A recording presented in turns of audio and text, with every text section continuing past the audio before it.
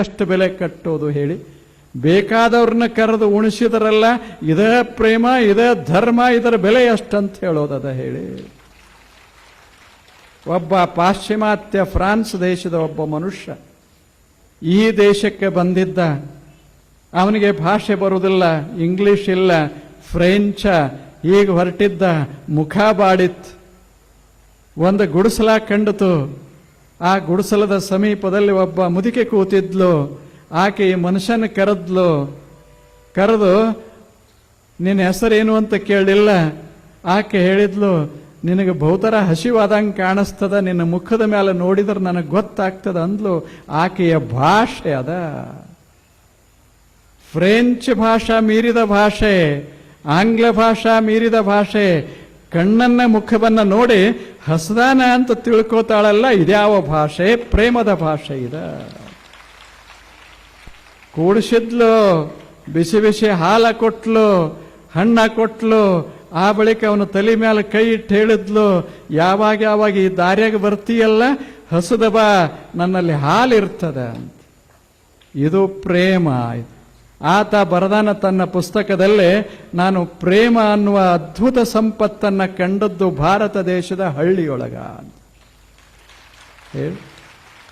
ಅವನಿಗೆ ಸಂಪತ್ತ ಕಾಣಿಸ್ತದೆ, ನಮಗೆ ಸಂಪತ್ತ ಕಾಣಿಸ್ದೇ ಇರ್ತದ. ಯಾಕೆ ಅಂದ್ರೆ ನಮ್ಮ ಲಕ್ಷ್ಯ ಒಳಗಿಲ್ಲ, ನಮ್ಮ ಲಕ್ಷ್ಯ ಸುತ್ತ ಇಲ್ಲ, ನಮ್ಮ ಲಕ್ಷ್ಯ ಹೊರಗದ ಅಷ್ಟೇ, ಬಹಳ ದೂರದ. ನಮಗೆ ಅಮೇರಿಕ ಕಾಣಿಸ್ತದೆ, ನಮಗೆ ಜಪಾನ್ ಕಾಣಿಸ್ತದೆ, ನಮಗೆ ಗುಲ್ಬರ್ಗಾದ ಒಂದು ನದಿ ಕಾಣಿಸೋದಿಲ್ಲ ಅಷ್ಟೇ. ಹಂಗಾಗ್ಯದ. ಈಗ ನಾವು ನೋಡೋದು, ನಮ್ಮ ಸಮೀಪ ನೋಡೋದು, ಇದೇ ನೆಲದಾಗ ನೆಲದ ಮರೆಯ ನಿಧಾನ, ಇದೇ ನೆಲದಾಗ ಸಂಪತ್ತ ತುಂಬ್ಯದ. ನೆಲದ ಸಂಪತ್ತಿನಷ್ಟು ಸಂಪತ್ತ ಎದರಾಗೂ ಇರೋದಿಲ್ಲ. ನೆಲ ನಿರಂತರವಾಗಿ ಫಲ ಕೊಡುತ್ತದೆ, ಆದರೆ ಯಾವ ಸಂಪತ್ತು ನಿರಂತರವಾಗಿ ಫಲ ಕೊಡೋದಿಲ್ಲ.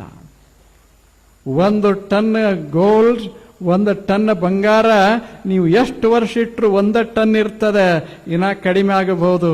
ಆದರೆ ಭೂಮಿಯೊಳಗೆ ಒಂದು ಹಣ್ಣು ಇಟ್ಟರೆ 1000 ಆಗ್ತದೆ, ಲಕ್ಷ ಆಗ್ತದೆ, ಕೋಟಿ ಆಗ್ತದೆ.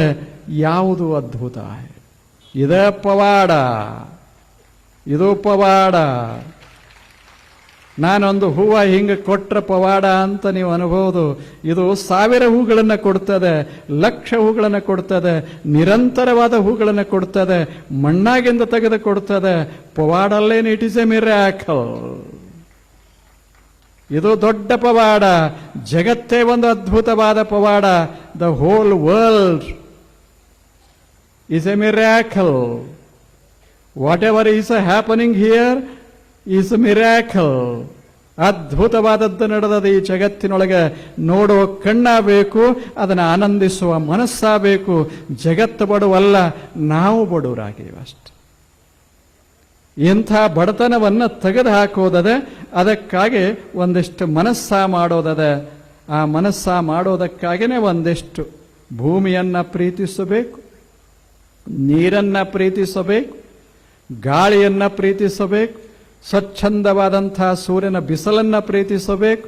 ಅಷ್ಟೇ ಅಲ್ಲ, ಈ ಬಿಸಿಲುಂಡು ನೀರು ಕುಡಿದು ಬಾಳುವಂಥ ಪಶು ಪಕ್ಷಿಗಳನ್ನು ಪ್ರೀತಿಸಬೇಕು, ಸುತ್ತಮುತ್ತ ಇರುವ ಜನರನ್ನ ಪ್ರೀತಿಸಬೇಕು. ಇದು ನಮ್ಮನ್ನು ಶ್ರೀಮಂತ ಮಾಡ್ತದೆ.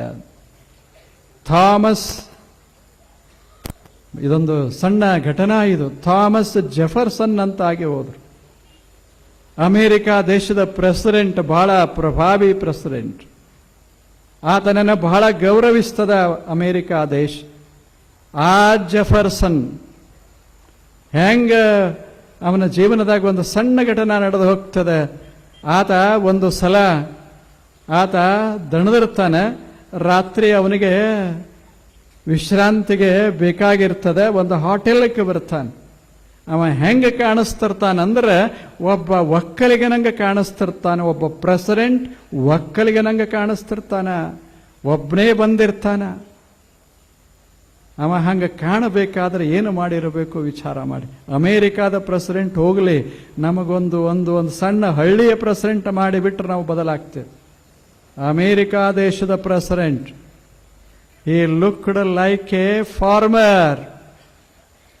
ಅಲ್ಲಿ ಬಂದು ಕೇಳ್ತಾನೆ, ನನಗೊಂದಿಷ್ಟು ಕೋಣೆ ಸಿಗ್ತದೇನೋ ವಿಶ್ರಾಂತಿಗೆ ಅಂತ ಕೇಳ್ತಾನೆ. ದೊಡ್ಡ ಹೋಟೆಲ್ದ ಮಾಲೀಕ ಇವನತ್ತ ನೋಡ್ತಾನೆ, ನಿಮ್ಮಂಥ ಹೊಲಸು ಮೈಯ ರೈತರಿಗೆ ಇದಲ್ಲ ಹೋಟೆಲ್ ಅಂತಾನೆ.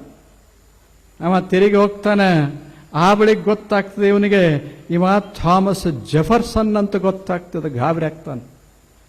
ಮುಂದೆ ಅವನ ಕಡೆ ಕಳಿಸಿಕೊಡ್ತಾನೆ, ತಮಗೆ ಒಂದು ಕೋಣೆ ಕೊಡ್ತೀನಿ ಬನ್ನಿ, ತಪ್ಪಾಯಿತು ಅಂತ ಹೇಳಿ ಕಳಿಸ್ತಾನೆ. ಅವಾಗ ಒಂದು ಮಾತಾಡಿದಾರ, ಅದು ಇತಿಹಾಸದಲ್ಲಿ ಮೂಡಿದ ಮಾತು. ಜೆಫರ್ಸನ್ ಹೇಳ್ತಾನೆ, ಎಷ್ಟು ಚಲೋ ಮಾತು ಹೇಳ್ತಾನೆ. American president cannot live in a hotel where there is no room for a farmer. ಏನ ಮಾತು! ಯಾವ ಹೋಟೆಲ್ದಲ್ಲಿ ಒಬ್ಬ ರೈತನಿಗೆ ಸ್ಥಳ ಇಲ್ಲವೋ ಅಂಥ ಹೋಟೆಲ್ದಲ್ಲಿ ಪ್ರೆಸಿಡೆಂಟ್ ಇರ್ಲಿಕ್ಕಾಗೋದಿಲ್ಲ. ಇಷ್ಟ ರೈತರನ್ನ ಪ್ರೀತಿಸಿದರೆ ಭಾರತ ಯಾಕೆ ಹಿಂದುಳಿತದ? ಭಾರತ ಅದ್ಭುತ ಭಾರತವಾಗ್ತದ. ಬೇಕು ಏನ ಮಾತು ನೆನಪ ಇಡಬೇಕು, ಅಂಥ ಮಾತು. American president cannot live in a hotel where there is no room for a farmer. ಒಕ್ಕಲಿಗನಿಗೆ ಎಲ್ಲಿ ಸ್ಥಳ ಇಲ್ಲ ಅಂಥ ಹೋಟೆಲ್ದಲ್ಲೇ ಅಮೇರಿಕಾ ದೇಶದ ಅಧ್ಯಕ್ಷ ಇರಲಾರ.